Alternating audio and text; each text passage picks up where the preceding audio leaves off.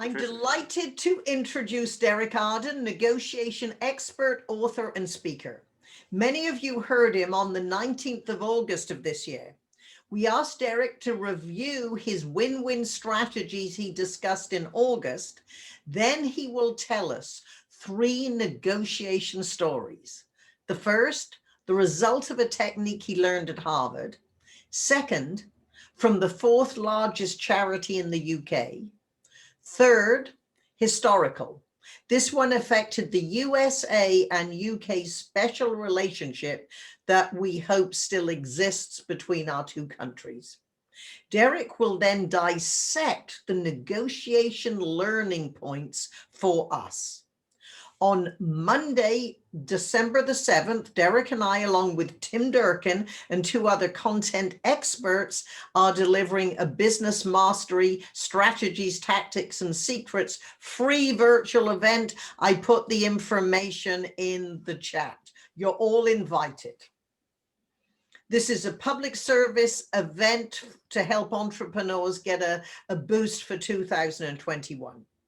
For speakers in the group, Derek and I are both speaking for National Speakers Association New Mexico on Saturday. And if you're interested, send me an email, pfripp@fripp.com, and I can get you a free coupon code. So get your jazz hands ready. Please welcome back author of Win-Win Negotiations, my UK driver and all-around good guy, Derek Arden. Thank you so much. That's absolutely brilliant. And if you do join Patricia and myself on Saturday in Albuquerque at New Mexico, I won't be telling the same stories as today. I will be telling stories about how Patricia Fripp out-negotiated me on 3 occasions in the UK. So that's going to be great fun. And if you can join us, that would be absolutely brilliant. Thank you very much indeed for inviting me back, ladies and gentlemen. It's a privilege and an honor. And I think it's a big responsibility being a speaker. And I know a lot of you speak and encourage and coach and mentor because we can make changes for other people. And that's why I've always been an educator. I've always been passionate about education and helping people. Even when I worked for a big bad bank, I was still passionate about people and negotiating and helping them and influencing them. As you know, last time I used the flip chart, I wanted to use it again because it's quite effective. And then I'm going to use some slides. The key issue for me in a negotiation, is it a win-win, which is the title of my book? And somebody asked me last time, is it possible to have a win-win? Yes, of course it is, but it depends on the perception of the other person. You need to leave them with the feeling that they got a win. And that's all about how we do it, how we manage it, and how we handle it. But what's much more important is a win, win, win. A win for me, a win for you, but a win for our ongoing business relationship. And just to remind you, the statistics around the world are that it costs 7 times more to get a new customer than it does to upsell, cross-sell, keep in touch with existing customers. And I've been texting all my customers and friends this week because texts are particularly more powerful than emails. If you ring them, they might not have time, etc. So, you know, try the old text. And it just said, hope you're doing well, put their name on the front, hope you're doing well in COVID-2 lockdown, which we're having here in the UK. We're on day 15 of our 2nd total lockdown. And I just wanted to remind you of my score sheet, which is 200 pages of my book, 30 years of my life and 2 years to write the book. And the items on the score sheet are preparation, and this will come up on the stories I'm going to tell you in a minute. What first impression do you make? Because first impressions are vital. We don't get a second chance to make a first impression. Do you ask really good questions? Do you listen acutely to what the person's saying? Do you use the psychological techniques that our brain has to help you find solutions to difficult negotiations? I'm going to share some techniques that Churchill used in the Second World War, particularly to sail the Atlantic via the U-boats to meet President Roosevelt on Christmas Day. Do you read the body language? Do you spot when someone's not telling you the truth? Do you use the psychology of negotiation tactics? And do you know how to influence, from the famous work of Robert Cialdini from the University of Arizona in Phoenix?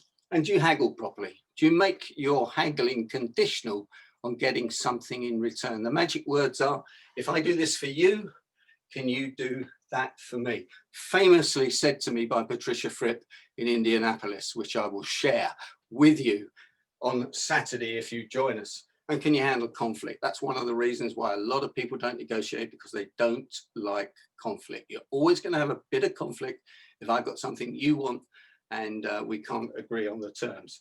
And finally, confidence. And I guess most people will have heard of Amy Cuddy, the famous psychologist at Harvard, who talks about confidence and the imposter syndrome. It's on YouTube, it's 17 minutes, and I highly recommend it if you haven't ever watched it. Also, it's good fun. It's better than watching a soap opera on your TV tonight. Now, I'm just going to share my screen, Craig and Patricia. Hopefully that has worked, has it? Do you now see my screen? Good, that's the reassurance I needed. I asked you to rate your negotiation skills on a scale of 0 to 100 on the 19th of August. I'd like you to do that again, please, and put it in the chat box. And lucky for you, I didn't keep your scores last time, but I hope those scores have improved from where you were. Just your feel of where you are. It's just a great way of having a little think through where you are. So Patricia, if you could just keep an eye on the chat box for me, that would be really useful while I move on to the next slide. Now, the word negotiation, and I mentioned this to you last time, and I wanted to remind you, has the word ego right in the middle of it. And I don't know who kindly made up the word negotiation. Well, wasn't it a fabulous idea to put the word ego in the middle of it? And people have got big egos, and people with big egos can be quite easy to negotiate with because they're only thinking about themselves. And often if you come from it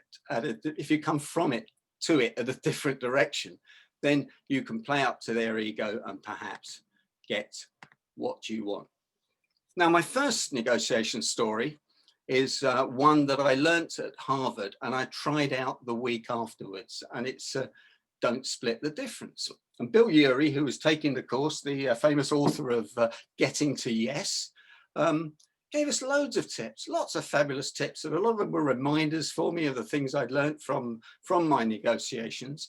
But don't split the difference. So I was doing a deal with a client. It was a tax deal the week after I got back, and I asked him for a pretty big fee. It was a bit of a punt, and it was a large fee. I think it was in those days £10,000, and I could have done it for 5, but I asked him for 10, and I got on really well with him, etc. We had great rapport, and he said, how about splitting the difference between, we weren't expecting to pay anything, how about splitting the difference? And I said, Chris, I wish I could split the difference, but I can't. But I tell you what, I'll go 70-30 with you. And he said, oh, that's great, Derek. So I made an extra £2,000 just by not splitting the difference. And sometimes you can remind yourself of the 80-20 rule, which I'll talk about later, and just say, why don't you go 80-20? Yes, split the difference. Ask to split the difference if you're in a really weak position. And yes, split the difference if it's not very important. But otherwise, just remember that. So that's my tip number 1, don't split the difference. Story number 2 is a longer story, and I've produced these slides and just rehearsed them with my pal Martin, who helped me on this project. We saved Oxfam, the 4th largest charity in the world. They have offices in Boston. I've just looked on their website, etc. And they are the Oxford Famine Relief Charity, basically. And I got a call from a consultant through my newsletter briefing. Would I help? And he said, look, Derek, there's no money in this, but I know that you give up a part of your time to help charities. Would you help? They certainly need your help, and I'm not qualified enough to actually help them. I said, yes, Paul, I will, as long as you're with me and you take me through the process with the company, because charities are notoriously difficult to help, actually, which sounds crazy, but my experience is the people in the charities are a bit scared when somebody comes in and starts telling them what to do. Crazy, I know. So I went to Oxford, which is about 60 miles each way from here, and I had a meeting with the treasurer, and I found out, to my surprise, they were paying £600,000 in bank charges, which is all, in those days, was almost $900,000, which staggered me that they had to raise that just to pay their bank charges before they even help people in Africa and the other places. So I said, show me the numbers, please. And he couldn't very easily show me the numbers, which was absolutely ridiculous. And I said, can you email them to me on your spreadsheets? And also, can you introduce me to the finance director? Then he said a funny thing. He said, the finance director's too busy to meet you. I said, what? He's too busy to meet me, and yet I'm going to help you potentially save a lot of money. He said, yeah, he's a very busy man. I said, I'm a very busy man as well, and I'm here to help you. And so I said, well, I won't be able to help you unless I meet the finance director anyway. And Tim, my consultant friend, said, I'll sort it, Derek, don't worry about that. And anyway, he sent me the numbers. And I remember sitting on a very sunny afternoon in June in my garden. There it is, a nice sunny afternoon in Guildford. And I sat down and I spent about 5 hours going through these spreadsheets, breaking them down so they made some sense. And when I'd done that, I realized that they met the 80-20 rule, the Pareto's law. As we all know, one of the best laws of business there ever was. 80% of what we do provides 20% of the results. 20% of what we do provides 80% of the results. And there were 4 items that made up 80% of the costs, which was about £420,000. So I said to the consultant, right, they're the numbers. Let's negotiate the 4 big numbers. So I met the finance director in the end, and he was a charming guy, absolutely delighted to meet me, and so pleased with what we were going to do for them. He didn't have to do it. We brought our expertise. But this gatekeeper, treasurer, and I met a number of people in charities like that, they're scared that their job's going to be at risk if they haven't been doing their job properly, which he hadn't, to be honest. So that was great. So I went and got other quotes for their business from HSBC and from Barclays. And I went and got them with warm leads that I knew, which always helps. And I said, what would your pricing be for these 4 items, direct debits, standing orders, and cash and checks? It was in those days. It was well, there wasn't many checks in those days. They're pretty history now. And I said, what would your price? Well, I'll tell you what I said first. Would you like to have the Oxfam business? And they said, oh yeah, we give our right arm for the Oxfam business. I said, in that case, can you give me your best, sharpest price to win the business? And I'll see what I can do for you. So sort of no messing about. We want the actual rock bottom price to beat Royal Bank of Scotland. That was the incumbent bank. And they did. And it was about half the price that Royal Bank of Scotland had been charging. So I'm thinking, wow, we might be able to make a big saving here. So we called Royal Bank of Scotland in, and they came in all sort of, we're the bank for Oxfam. I was sitting in the meeting. They said, Derek's just someone who's helping us with the numbers, etc. And they sat one side of the table, we sat the other. Not a good idea if you're trying to influence people, as we discussed last time, but this didn't matter. This was a hardball meeting.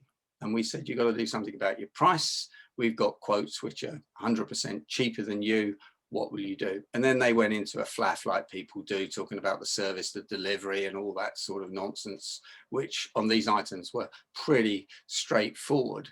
And they said, we'll get back to you. And they came back to us with a reduction of 10%. And that's not a very good picture I took off their website, but they're some of the people that have been helped in some of the poorest parts of Africa by Oxfam. So they do a fabulous job in things like that. So he reduced his price 10%, and yet I wanted 100% price reduction. So I rang up the Royal Bank of Scotland charity director, and I said to him, Jonathan, can we have a meet? Can we have a coffee in London? Because one of the real tips in negotiation is to have a one-to-one meeting with someone off-site, not in their offices, not in your offices, perhaps in a coffee shop. They call me the Starbucks negotiator because I love negotiating in Starbucks. Number one, I buy the coffee. Number two, we sit around a table. And number three, they're out of their office or my office. And you know why I buy the coffee, don't you? It's the rule of reciprocity that Robert Giordini said. As soon as you want to buy the coffee, it's not negotiable. Have your money out and buy the coffee. I'll talk about that another day. And I built rapport. I connected with him. I was mirroring and matching his body language. He looked pretty relaxed. And I said to him, in that quiet voice tonality that you use when you want to say something really tough, I said, Bob, how will you explain this to the directors of Royal Bank of Scotland that you've lost the Oxfam business after 60 years? And at that point, he kind of went white and a sheet. He said, oh, and I could see he didn't think Oxfam was serious. I said, we're deadly serious because I'm doing this. I'm doing this to help people in Africa. I'm not doing this to help any other bank. I'm doing this so people can have water in Africa. And I'm doing this as a complimentary service. And I know banking and I know the numbers. Didn't matter if I knew it or not. 2 days later, he reduced the price in a panic, almost down to the price. And as you know, it's real hassle to move a bank account from one bank to another. It's really the last thing you want to do. Trust me, I worked for a bank for 30 years. We saved Oxfam £200,000 a year. And afterwards, I ran several masterclasses for them, again, complimentary. I never charged them for my time or my traveling. It was, you know, it was just a pleasure and it was great to do it, but it was hard work. So as Patricia said, what were the learning points from that exercise that you could take away for your business or to coach your friends, kids, grandkids, or whatever? Number one, meet the people you're working with face to face or on Zoom these days. As I say, eyeball them. There's something magic about being there, eyeballing them. Build rapport, obviously. I say obviously, but in the UK, a lot of people forget to build rapport and connect with people. Show your authority, expertise, and knowledge. I always take a couple of copies of my book whenever I'm influencing people and give it to them with my compliments and sign it in front of them. The 6 P's of preparation, which really are prepare, prepare, prepare, prepare, prepare. But I think actually from the Army and from the Navy and from all those, it's proper preparation prevents pretty poor performance.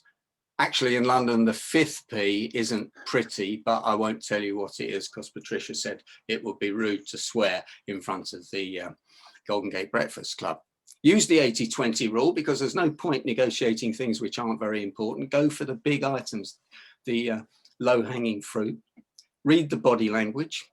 Have options which switch the perception of the power. That's the real thing, switching the perception of the power. I was looking at some, I shouldn't talk about politics, should I? But I was reading some things about your election. And I see your president or your ex-president, I don't know what, you know, is staying in the White House to probably keep some power. I don't know. But when people say they've got no power, I say you've always got power. You may not like the consequences of that power, but you've always got power. How can I help you? We can brainstorm this. And never forget, have a corridor meeting, a water cooler meeting, as it might be called now, a coffee meeting or a one-to-one meeting. And in politics, it's usually called a corridor meeting, or it's certainly called a corridor meeting in the UK in the Houses of Commons, where you just happen to bump into somebody in the corridor that you probably were hanging around for 20 minutes just to bump into them to make a difference. So let me tell you story number 3, which I've got a particularly interest in because I wouldn't be here if this hadn't have happened.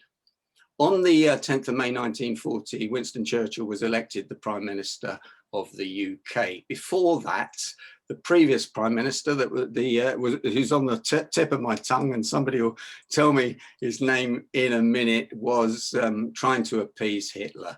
He was just giving in to Hitler. Hitler at that point, let's remember, had walked into Czechoslovakia, taken over Austria, walked into Norway, walked into the Netherlands and Belgium, and was in the middle, was heading towards Paris as fast as he could. With 250,000 people surrounded in Dunkirk, within 20 miles, surrounded by German tanks and all sorts of things.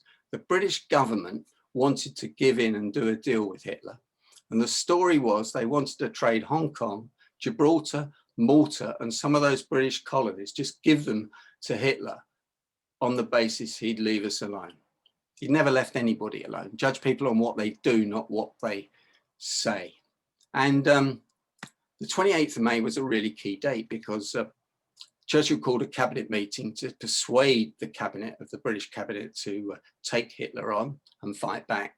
England was in a really weak position. It hadn't started early enough. Hitler had been building tanks since 1933, 1934. We didn't start until 1938, even thinking about a war. We were still smarting from the First World War.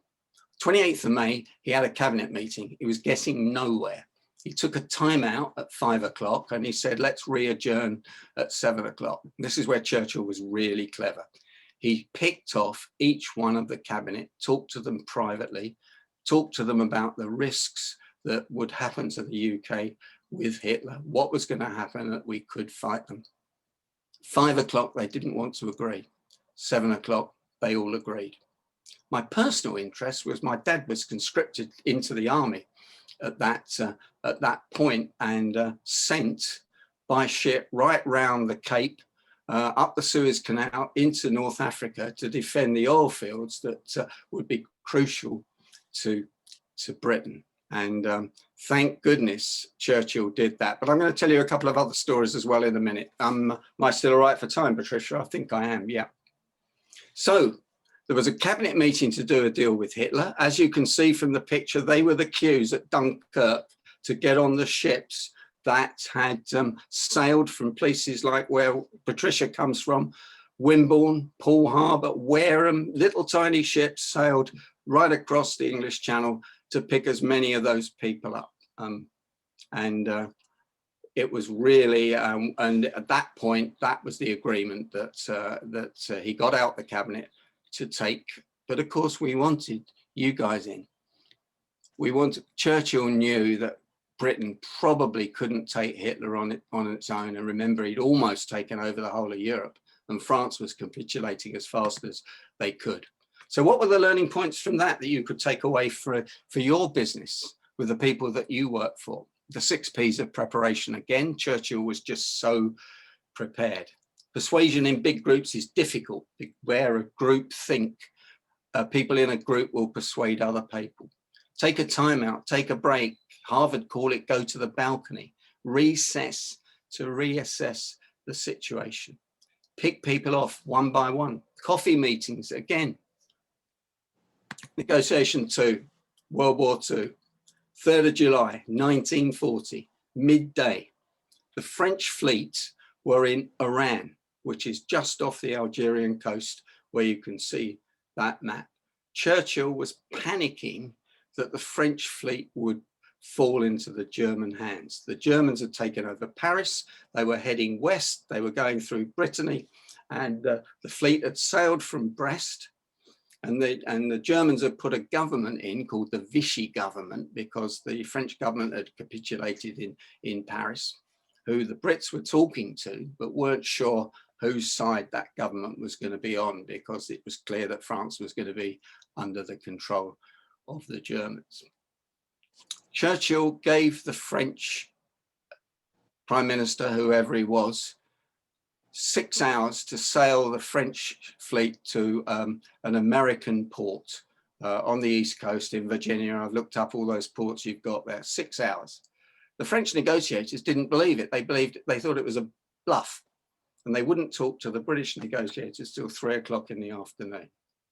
The French government only promised to sail when the Germans got closer.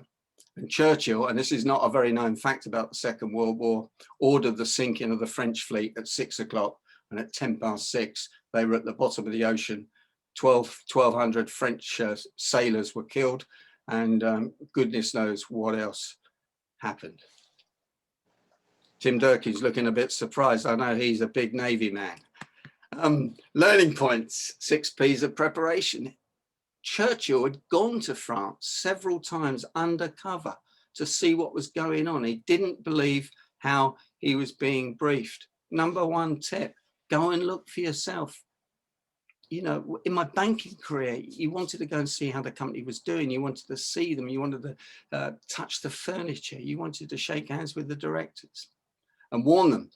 And if the stakes are that high, you have to take action. And actually, Churchill was being seen as quite a maverick, a bit like the Prime Minister we've got at the moment. And actually, Boris Johnson wrote a book about Churchill, so it's on my shelf behind me. So Churchill's his role model, except he doesn't quite act like Churchill. But I won't say any more because we're being recorded. And take action, but give them a chance. And they didn't believe the Brits. Actually, that's been a history of the relationships between England and France for about 500 years. The French never believed us. Negotiation number 3. This was pretty crucial. Now, I don't need to ask you what happened on December the 7th, 1941 at 7:55 a.m., do I? If I do, I'm surprised. The Japanese bombed Pearl Harbor at that point, and it came through on the ticker tape or whatever to Churchill's office, which would have been, probably been about 7:55 in the evening, wouldn't he, from Hawaii, I guess. And Churchill immediately ordered the Navy to get ships ready to take him to the US. He spoke to the King George about it, and King George was totally against it. He said, no way could the Prime Minister in the middle of December cross the Atlantic Ocean with all those U-boats that were out there. He told Clementine Churchill he was having Christmas in the White House. It's not clear whether President Roosevelt knew he was having Christmas in the White House at that point. But Eleanor Roosevelt apparently was very cross about this whole thing. She thought she was going to have a nice turkey, and suddenly this cigar-smoking Brit was going to arrive. And the other really interesting thing is they gave him a bedroom in the White House, which was well away from Roosevelt's bedroom. And he negotiated to get a bedroom opposite Roosevelt's bedroom, so that whenever Roosevelt came out of his room, he could grab him and talk to him and influence him. Back to our coffee meetings again. Amazing. And then, of course, after the 25th of December, Churchill addressed Congress, and I was looking at a YouTube clip of that last night, and there he is with the press, with Roosevelt, and with his usual cigar, how old-fashioned cigars are, in his hand. This is my interest in it because that's my dad. I hope you can see that. That's my dad in North Africa. And he was there for 3 years in the desert fighting the Germans. I don't know if anyone can help me with this. I was going to tell you that was an old British tank, but I got a feeling that's a German tank. The more I look at this, I just put it in. And why that was so important is that the money, the loans that were provided by America for Britain, and the famous tanks that you supplied us with, which I wrote down the name, but I've forgotten it, with swung the whole thing. And my dad escaped from the North African desert with all sorts of issues, and then went up through Italy, up through Austria, got home in June 1945, and married my mum that week, because he left her, and my granny said, don't get married because I don't want my daughter to be a war widow, because there were so many war widows from the First World War in the UK. Learning points: go and see the person you want to persuade. People thought Churchill was mad, because the other thing was they couldn't really communicate this very well, because the Nazis were listening to everything that was going on. The Atlantic Ocean was full of U-boats. And if they'd have known he was crossing the Atlantic, they would have taken out the small British convoy. Sometimes ladies and gentlemen, you have to break the rules. Sometimes you have to analyze the risks when you're negotiating, and sometimes the risk and reward could be worth it. Make sure you check it out properly. Ask for little things. If it's in your plan, move the room. When I go to a hotel, I like to make sure I get a nice room, check it out. All those little things that make a massive difference. Bedroom next to the president. It's almost unbelievable that I don't think he invited it. I think he invited himself, but I think he just said he was coming. Plan your speech carefully to Congress. And as I didn't with Patricia Fripp in Indianapolis, when she said, no, I'm not coming over to the UK to speak at your conference. Don't take no for an answer. Think about how you can approach it from a different angle. Listen to what the other person really wants. And if you can supply it, then go for it. My Thanksgiving gift for you is 117 handy haggling hints. I've got a small H there. I should have a big H. I've sent it to Tim Durkin and to Tony, and I don't know if they can put it in the chat box or not, or I might be able to put it in the chat box in a minute. I couldn't upload it before, Tony, so I don't know if you can do that. It's a haggling book I wrote with a guy called Peter Thompson, one of the best gurus in the UK, which Patricia Fripp has appeared on his show about 18 years ago. Please join my executive briefing mailing, the Monday night live chat show. There are my channels. I'm hugely honored to be invited back a second time. I don't know whether I'll ever get invited back a third time, but we'll see. But if you want me back, I would be delighted to come. Thank you so much. It's been a privilege and an honor. Well, thank you. Derek, that was awesome. And first of all, thank you for your presentation. And I particularly enjoyed how you tied in your father's story with your story. I thought that was really effective. And I think you should do more of that, you know, so. I haven't told that before, and you may have seen that I was getting emotional. Yeah. Interesting, isn't it? Yeah. But, you know, I mean, I think, you know, I think an audience relates to that so much. That's a very powerful technique. And the fact that it's so personal is really, you know, thank you for sharing that. Pleasure. The other thing is, for those of you that have not already participated in any of Derek's podcasts, they're fantastic. So, you know, tell us a little bit more about that a little later. But let's take the moment and open things up for questions. If you have a question you'd like to ask Darren, go ahead and raise your hand. Patricia, would you like to start? Well, Derek, it was Neville Chamberlain who was the Prime Minister. And just so you know, as we would have expected, Betty Tate is the best negotiator, and John Mathers and Tim Durkin are right behind her. The rest of us need your message. So thank you. You can always come back every Wednesday as a participant, you know, so we can certainly see you. Fabulous. And I just had one of those senior moments on Neville Chamberlain. I know that this happens to any speaker and presenter, as we all probably know. I don't know how many of our friends watching saw one of the best movies ever, which was The Darkest Hour. Susan Rowan and I went about Winston Churchill taking over, and just about what, of course, Hollywood takes a few theatrical licenses, but it was a great movie. And also Dunkirk. Anyone who does not know about Britain at that point getting in the war, if you see Dunkirk and The Darkest Hour, that gives you a history lesson in a very entertaining way. So my question for you, Derek, and you are, I can see how Zoom is certainly eyeball to eyeball, rather like your coffee chat.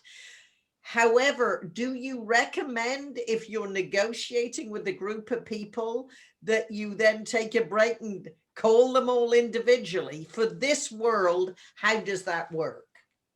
Well, I don't think any of the principles of regular negotiation change because of Zoom. Your coffee meeting is going to be slightly different, isn't it? It's going to be a call maybe on the phone. You certainly take a time out. You certainly take a break. You should certainly have an observer, someone watching it for you on your behalf. They won't be with you. And you should certainly call them in between and talk to them. Now, if you want to influence the other side, and there's 8 people from our side on the meeting and 8 people from their side on the negotiations, as there can be on some of these negotiations, some of these private equity deals, hedge fund deals that are going on, you really want to talk to the key decision maker. And I don't know if I told you this story last time. I've told it several times on Zoom, but I'll tell it to you anyway, and forgive me. I was in a big, massive negotiation on a Sunday night on a takeover, and we were lending 1.6 billion pounds on this particular takeover. And the chief executive of the company that was making this bid, that had to borrow the money, said to Derek, "Can I have a word outside with you and your syndications expert?" And he and the finance director went outside, took us outside and said, "Derek, you've got us over a barrel. Barclays, we've got nowhere else to go because we haven't got time. But if we ever find out that you've ripped us off, then you will lose all the business that you've ever had with ourselves." Oh, wow. Wow. And so we went back, and I had a private meeting, and we reduced the price by a few points, which would have been probably £200,000. And just by doing that, they did that. So they took it out. And again, on Zoom, Patricia, of course you can. You just have to phone the person, have a FaceTime with them or a separate Zoom, and say, how can we resolve that? Now, in our Brexit negotiations, which are going on all the time, we left the European Union 11 months ago, but we have no trade deals with anybody. So there could be queues at Dunkirk and Calais of lorries on the 1st of January if Boris and Angela Merkel or Prime Minister of France don't sort something out quick, because that's the 80-20 rule. They're the biggest GDPs in Europe, France and Germany by a long way. Spain comes third. So again, I'm expecting those Prime Minister to Prime Minister, Roosevelt to Churchill meetings, which will swing it, because they've got to persuade the other people. So I hope that answers your question. Certainly one-to-one meetings, rapport, connecting, taking gifts. I think in the book I read about Churchill and Roosevelt, he took a very special gift from the UK. Yeah, thanks for the question. We have Janice Litvin, her hand up, followed by John Mathers. Hi, Janice. Nice to see you. Thanks for connecting on LinkedIn. Oh, my pleasure. And I tried to connect you with somebody. We can talk about that offline. So, of course, I loved your talk. I had a brilliant mother. Critical though she was, I learned many lessons like the body language and reading people's faces and things like that. But my question to you is, first of all, I'm reading a huge biography about Eleanor Roosevelt. I'm only in chapter 2, but one thing I found interesting that relates to my work is that her mother was constantly criticizing the way she looked, and it made her drop her self-esteem. And the biographer points out that that was a thread that carried throughout her entire life. I just turned it off just so not to bother and you.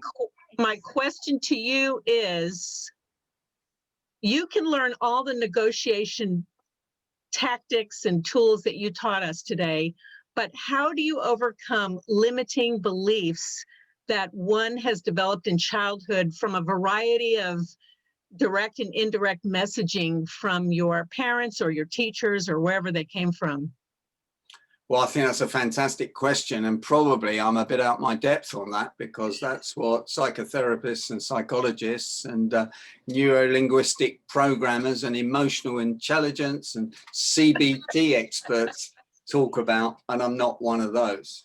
However, I would point anyone to the Amy Cuddy video again, which is on YouTube, and where she talks about her limiting beliefs, her imposter syndrome, how she got over it, how she dealt with it, how the body language that you take.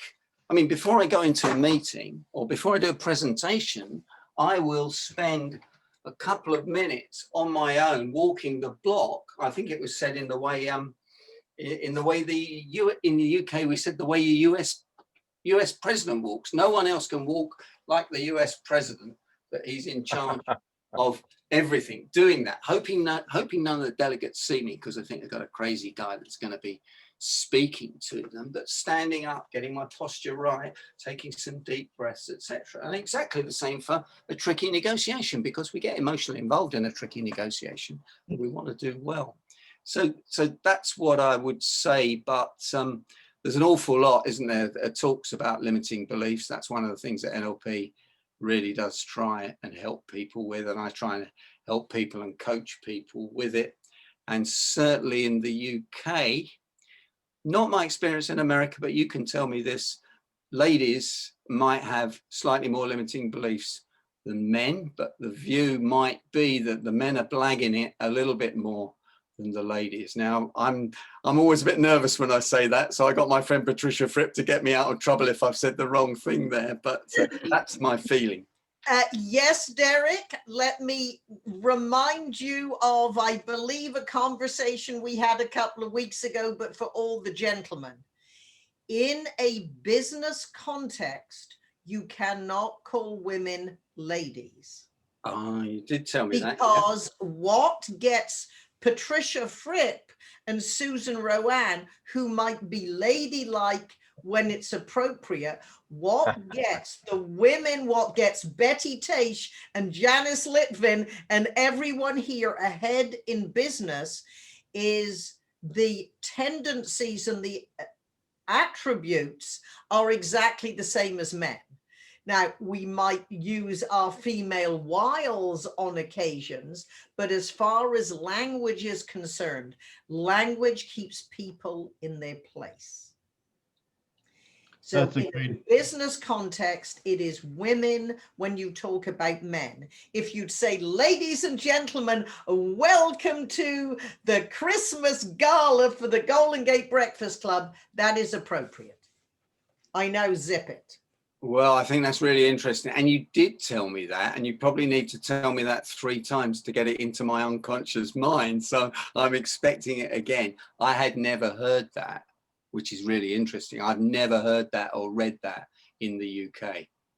So apologies to Janice and the rest of the people that I've clearly upset. My mentor has given me a slap on the wrist. I usually get a few of those in a year.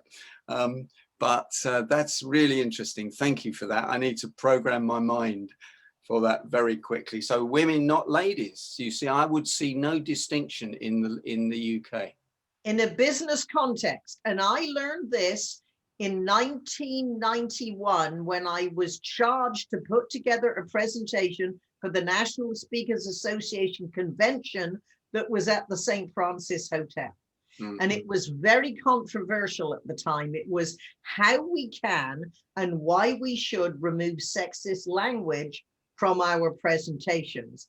And I learned most of the techniques, one from a book from Dale Spender from Berkeley called Man-Made Language. And also our friend Nido Quabain sent me a document that his publisher had given him on when you'll write it. Because in those days, even my client said, oh, Patricia, some of our salesmen are women. Yeah, we still get muddled up in the UK between chairperson, chairman, women. And I heard a woman, chief executive, talking about her chairman the other day. And I think it was a woman. So I don't know. I always think, and the first time I came to America was on business for Barclays in 1986. And I couldn't believe, I thought you were 20 years ahead of the UK. That was my first thing on the women thing. I nearly said the wrong thing then. And I guess you probably still are. And lots of countries in Europe are way behind us, way behind. Derek, we have a question from Ann about the name of the video. I'm not sure what she's referring to exactly. Oh, Fake It Till You Make It by Amy Cuddy. Okay. Just if you just Google Amy Cuddy, AMY CUDDY, 17-minute TED talk. It's on virtually everything. It's very funny, and she's on stage and she talks about her own situation and then how other people can handle it. It's one of those videos that's been criticized by people, but it's one of those common sense videos that everything she's talking about is common sense, even if some psychologist wants to say some of the data's wrong. I love that stuff that makes sense. One thing that I would point out also is on your list of 12 items on your checklist you started out with, I would move confidence up to the #1 position, because I think without confidence, everything else, I mean, you can learn all this stuff, but confidence is critical. So I wouldn't necessarily leave that at the very last. I'd make that #1. Craig, the reason I put it last is because I say on my master classes, if you don't do those 11, you can't really expect to be confident. So the most natural fit was at the end, but you are quite right. But I would say that the biggest mistake people make, and I think it was Debbie Hoffman on here about 5 weeks ago, one of your guests? Yes. And she said that most entrepreneurs don't prepare. If you go into a business situation or a negotiation, how can you be confident if you didn't start there with your preparation? And actually, that's the biggest thing I help people with, their preparation generally, because my experience is that people aren't very good negotiators. And they're not very good because they haven't done the research, they haven't studied the subject, they haven't looked at the psychology of it. And very often they don't connect with the person, they don't build rapport. Vital. So that's the reason, Craig. But I'm with you 100%. John Mathers has been having his hand up here for a while. John? Hi, John. Hi, Derek. I had the opportunity in the 70s to spend time with Bandler and Grinder. So Wow. NLP is one of my favorite areas to focus on. My dad did the negotiations to put the first 747s in the air with Boeing and TWA and the government. And I asked him, how did you make that work with incredible amount of energy going into this? And he said, I made sure to keep them up for 4 days. So I'm curious how exhaustion and just going over it and over it and over it can actually have an impact on a negotiation. Well, the view is, of course, that you shouldn't negotiate when you're tired, and you shouldn't agree things when you're tired. So you shouldn't be bullied into those things happening. And clearly, that's what Boeing did with the government. If they were the two parties to it, because you won't make good. We all know we make terrible decisions, or we can't see the wood for the trees at 8 or 9 o'clock at night, and we wake up in the morning refreshed, and sometimes the left and the right brain, they've connected, and we've sorted all the information we've been bombarded with, and we come up with a light bulb moment, as they say. And those light bulb moments don't come up when you're tired. They come up when you're rested, or when you're down the gym, or when you're walking. Einstein, Edison. I think I might have mentioned last time when I went to Florida to see the NSA conference, I went down to Edison's summer house in Fort Myers because I wanted to see the house the great man had lived in, just to be in it and take some photos. And as you probably know, Henry Ford built his summer house next door so he could pick up all the street smarts from Edison. So yeah, that's. So John, I'm not sure I answered your question, but they shouldn't have stayed up all night, should they? Really, they shouldn't have fallen.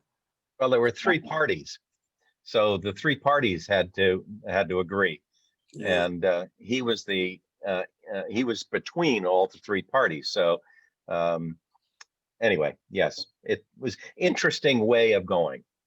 John, I'd love to talk to you on Zoom at some stage about that negotiation, and also about your experiences with Bandler and Grindler. I sought Richard Bandler out when he was in London about 3 years ago. I was a bit disappointed, actually, but he was 76 at the time. Right. Well, yes, not surprising. Yeah, I'd love to talk to you about that if you had a minute in the next few weeks. That'd be great. Sure. Craig has all my information. Okay. Thank I you. have everybody's information. I have your number. What other questions do we have for Derek? Can I say? Betty? We'll go Betty, and then we'll go to Suzanne. Oh, Hi, okay. Betty. Hi, thank you for your fabulous presentation and words of wisdom. Regarding Churchill, I had read the book, The Splendid and the Vile by Eric Larson. And so I knew about the sinking of that French ship, and I was amazed, but you got to follow through. And anyway, I thought that was fascinating. When in terms of your words and how words are so important, this is really important right now, in that with discrimination and so forth. In the real estate community, we have, first of all, we have just banned hate speech for a realtor, no matter where they are, whether they're in a bar or whatever. When I say banned it, it's part of now our code of ethics. But what's interesting is that we in our advertising, and Craig knows this well, we are not now supposed to use family room. We're not supposed to use master bedroom. We're supposed to call it the primary bedroom. Within walking distance of something, we have to say it's near, because all of these words that are so discriminatory, and it is so hard because, you know, and then Rich was saying, my friend, what do you say about a master cylinder in a car? For example, I guess they're in cars. So words are so important, and we have to be so sensitive and aware of it, be it women and it's still hard to say, am I a chairperson? I guess so. I mean, I guess that's the appropriate thing to say of a committee. So anyway, just taking it further steps. Yeah, no, thank you. You're scaring the pants off of me, actually. So what about my advanced negotiation masterclass? Ah, yes. Well, don't worry about that. But that's so true, because when you get a master's degree in college, I have a master's. What do I call it? It's a master's. And I think sometimes it's a little far, but yeah. I don't think we're going to change the world yet in real estate when you're selling to people. And there's so much discrimination. I mean, we just saw it on the news last night. A woman in, I don't even remember what state, came and said, you're a Black family living in a white neighborhood, and you shouldn't be here. And she had a taser with her. I couldn't believe it. Yeah. I mean, anyway, don't get me started.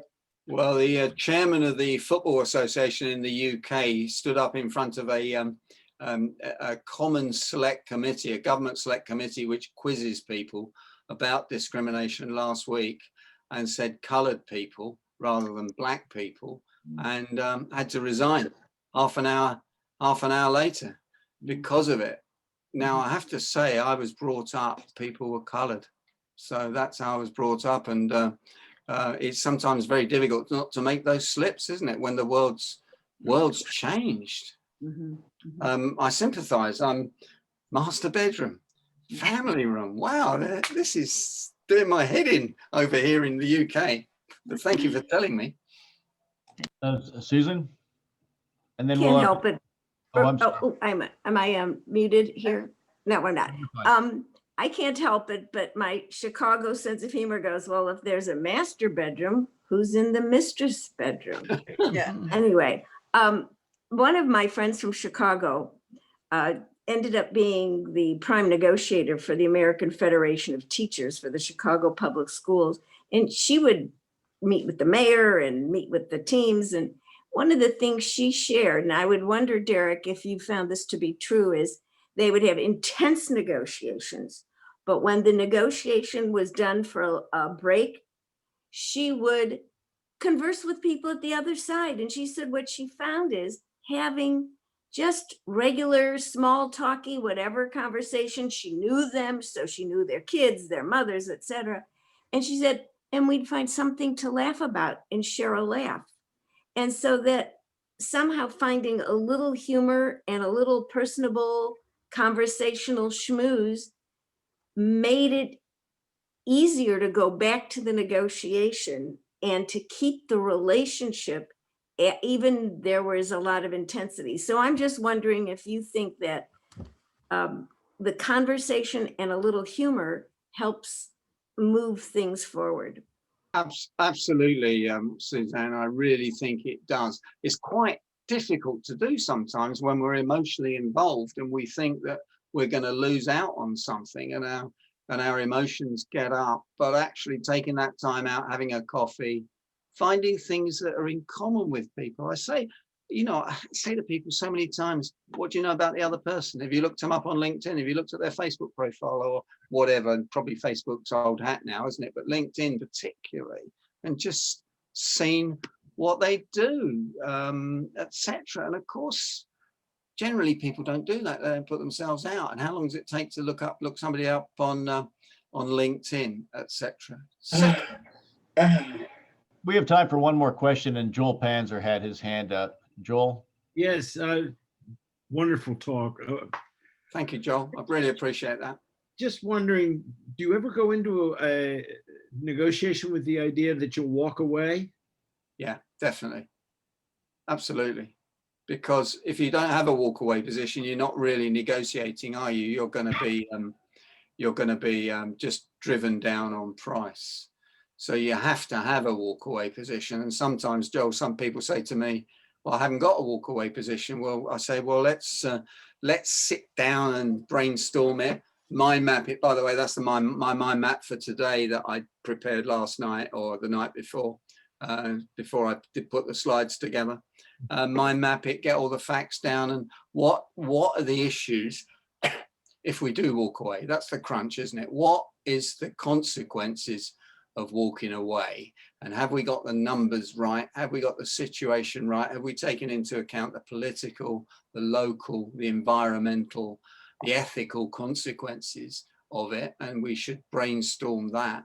And then we should look at the walkaway position against the alternative position. Harvard called that a BATNA, best alternative to a negotiated agreement. I never really understood what that jargon was, so I invented the alternative position because it crossed the Atlantic easier, and then make up our minds and do the deal.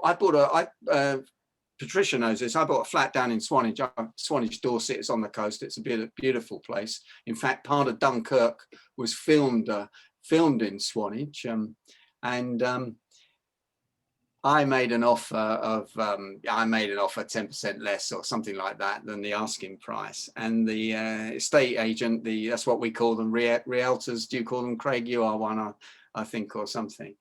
Said, oh, we've just had an offer that's just come in just before yours. Oh, I said, oh, that's a shame. What is the price? And she wouldn't tell me. And I'm doing all the rapport as much as I can to try and find out whether it was the asking price or not. She said, no, I'd be unprofessional, unethical if I told you that. And in the end, I just offered the asking price and bought it because I wanted it. And I thought over 6 years, that's going to be the thing. But to answer your question, perhaps I should have walked away.